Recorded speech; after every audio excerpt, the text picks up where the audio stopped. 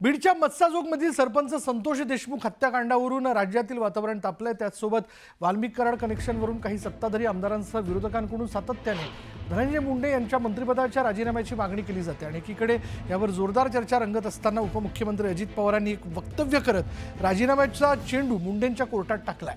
मंत्रिपदाचा राजीनामा द्यायचा की नाही हे स्वतः धनंजय मुंडेंनी ठरवावं असं दादा म्हणाले। आणि यावेळी त्यांनी सिंचन घोटाळ्याच्या आरोपांचा उल्लेख करत आपल्या राजीनाम्याबाबत भाष्य करत सूचक वक्तव्य केल्याची चर्चा सुरू आहे। 2010च्या का 11च्या दरम्यान तुमच्यावर सिंचनाच्या बद्दलचे जे आरोप झाले त्यावेळेस तुम्ही स्वतः राजीनामा दिला। जो तो स्वतःचा निर्णय, त्यावेळेस माझ्या सद्विवेक बुद्धीला मला ते पटलं नाही। मी आजही पत्रकार मित्रांनो सांगतो, एकही गोष्ट मी एवढी महत्त्वाची खाती आजपर्यंत गेल्या 34 वर्ष सांभाळलेली आहे। मला सुरुवातीलाच राज्यमंत्री म्हणून सुधाकर नाईकांच्या मंत्रिमंडळात 92 साली संधी मिळाली होती। त्या दिवसापासून आजपर्यंत काम करत असताना मी कुठेही ओव्हर रूल करत नाही।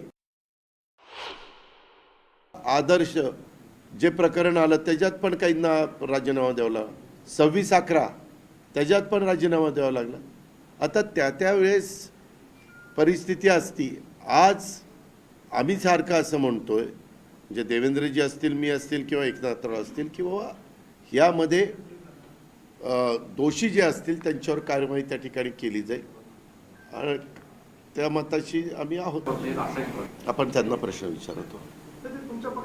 एक मिनिट, पक्षाचे तुमच्या आमच्या असं नसतं बाळा। ह्यामध्ये शेवटी ते तरी काही हे बघत नाहीत का? त्यांचं म्हणणं की मी ह्याच्यात दुरान्वय पण माझा संबंध नाही।